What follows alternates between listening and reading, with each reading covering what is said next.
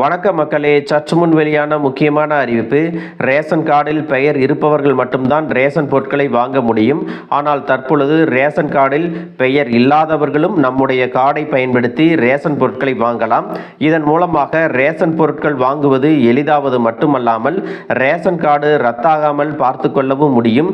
மேலும் புதிதாக ஒரு நபரின் பெயரை சேர்க்கவும் முடியும் அப்படிங்கிறத சொல்லியிருக்காங்க.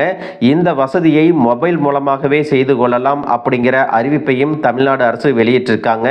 இந்த ஆப்ஷனை எப்படி பயன்படுத்துவது, மேலும் இதை பற்றிய கூடுதலான விவரங்களை எல்லாம் தெரிஞ்சுக்க இந்த வீடியோவை ஸ்கிப் பண்ணாம கடைசி வரைக்கும் பாருங்க.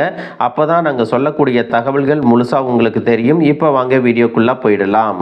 மக்களே, ரேஷன் கடை என்பது நியாய விலை கடை என்றும் அழைக்கப்படுகிறது. இது அரசின் பொது விநியோக திட்டத்தின் ஒரு பகுதியாகும்.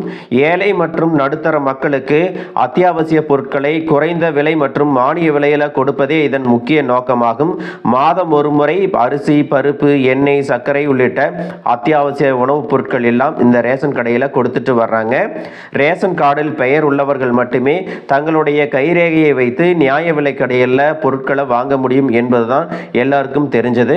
ஆனால் ரேஷன் கார்டில் பெயர் இல்லாதவர்கள் கூட ரேஷன் கடைக்கு சென்று பொருள் வாங்க முடியும். அதற்கு என்ன செய்யணும் அப்படின்னு பார்த்தீங்கன்னா, அதற்கு இணையதள போர்ட்டலில் வாங்குபவர்களின் விவரத்தை பயனாளர் பதிவு செய்யணும். அது எப்படி பதிவு செய்யணும் அப்படின்னு பார்த்தீங்கன்னா, TNPDS என்ற இணையதள முகவரியில் பயனாளர் நுழைவு பக்கம் அப்படின்னு இருக்கும். அந்த ஆப்ஷனில் நம்ம குடும்ப அட்டையில் இருக்கக்கூடிய 10 இலக்க மொபைல் நம்பரை உள்ளிடணும்.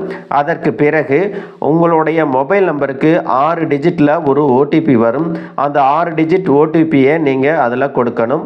அதற்கு பிறகு ஓப்பன் ஆகக்கூடிய பக்கத்தில் பார்த்தீங்கன்னா உங்களுடைய குடும்ப உறுப்பினர் விவரங்கள் எல்லாமே இருக்கும். உங்களுடைய ரேஷன் கார்டு தகவல்களும் இருக்கும். இப்போது நீங்கள் பொது விநியோக திட்டத்திற்கான பல்வேறு சேவை வசதிகள் எல்லாமே கொடுத்துருப்பாங்க. அதில் பிரதிநிதி சேவையை தொட்டு உள்ளே செல்லவும், அதில் இதுவரை ஏதேனும் கோரிக்கை பெறப்பட்டிருந்தால் அது காண்பிக்கப்படும். இல்லை என்றால் இதுவரை எந்த கோரிக்கையும் பெறப்படவில்லை அப்படின்னு சொல்லியிருப்பாங்க. மக்களே, இதில் முக்கியமாக நீங்கள் கவனிக்க வேண்டிய விஷயம் என்ன அப்படின்னா, புதிய நபரை சேர்க்க புதிய கோரிக்கை அப்படிங்கிறத நீங்கள் கிளிக் பண்ணணும். அதில் பிரதிநிதி சேவை கோரிக்கைக்கான தேவையான தகவல்களை எல்லாம் நீங்கள் உள்ளிடணும். முதல்ல உங்களுடைய பெயரை ஆங்கிலத்தில் நீங்கள் டைப் பண்ணணும்.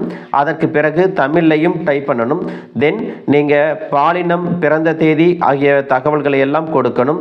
இந்த எல்லா தகவல்களும் ஆதார் கார்டில் எப்படி இருக்கோ அதே மாதிரி தவறில்லாமல் நீங்கள் கொடுக்கணும். அதுக்கு அடுத்ததாக பார்த்தீங்கன்னா, பயனாளருக்கு நீங்கள் என்ன உறவு முறை அப்படிங்கிறத குறிப்பிட்டு உங்களுடைய ஆதார் கார்டினுடைய நகலை நீங்கள் பதிவேற்றம் செய்யணும். அதற்கு கீழே இருக்கக்கூடிய 3 கட்டங்களில் ஒவ்வொரு கட்டத்திற்கும் தலா 4 எண் வீதம் 3 கட்டத்தில் 12 இலக்க ஆதார் எண்ணை நீங்கள் பதிவு செய்யணும். பிறகு பதிவு செய் அப்படிங்கிற ஒரு பட்டன் இருக்கும். அதை நீங்கள் கிளிக் பண்ணணும்.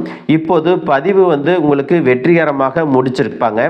அதை நீங்கள் ஸ்கிரீன்ஷாட்டை எடுத்து வைத்துக் கொள்ளவும். பதிவு செய்த ஓரிரு நாட்களில் உங்களுடைய கோரிக்கை நிறைவேற்றப்படும். பிறகு நீங்க ரேஷன் கடைக்கு சென்று உங்களுடைய கைரேகையை வைத்து பொருட்களை வாங்கி கொள்ளலாம் அப்படிங்கிறத சொல்லியிருக்காங்க. மக்களே, இன்று இருக்கக்கூடிய சூழ்நிலையில பொதுமக்கள் சில பேர் தங்களுடைய ரேஷன் கார்டில் குடும்ப உறுப்பினர்களின் பெயரை சேர்க்க மறந்திருப்பாங்க. அது மாதிரி இருக்கும் பொழுது குடும்ப உறுப்பினர்கள் நீங்களாகவே மொபைல் மூலமாகவே சேர்த்துக்கொள்ள முடியும். அவர்களுடைய பெயர் ரேஷன் கார்டில் பிரிண்ட் ஆகலனாலும் இணையதளத்தின் மூலமாக உங்களுடைய கார்டில் அவருடைய பெயரை இணைச்சு அதன் மூலமாக ரேஷன் பொருட்களை வாங்கி கொள்ள முடியும். நமக்கு வழங்கக்கூடிய ரேஷன் பொருட்கள் எல்லாமே இணையதளத்தின் உதவி மூலமாக தான் கொடுக்குறாங்க.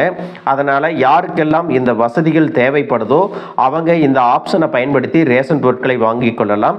மக்களே, இந்த வீடியோ உங்களுக்கு ரொம்பவே பயனுள்ளதாக இருந்திருக்கும் அப்படின்னு நினைக்கிறேன். இது போன்ற அரசு அறிவிக்கிற அனைத்து உண்மை அப்டேட்களையும் தெரிஞ்சுக்க நம்ம சேனலை சப்ஸ்கிரைப் பண்ணுங்கள். வீடியோ பிடிச்சிருந்தா ஒரு லைக் பட்டனையும் தட்டி விட்டுருங்க. தேங்க்யூ ஃபார் வாட்சிங்.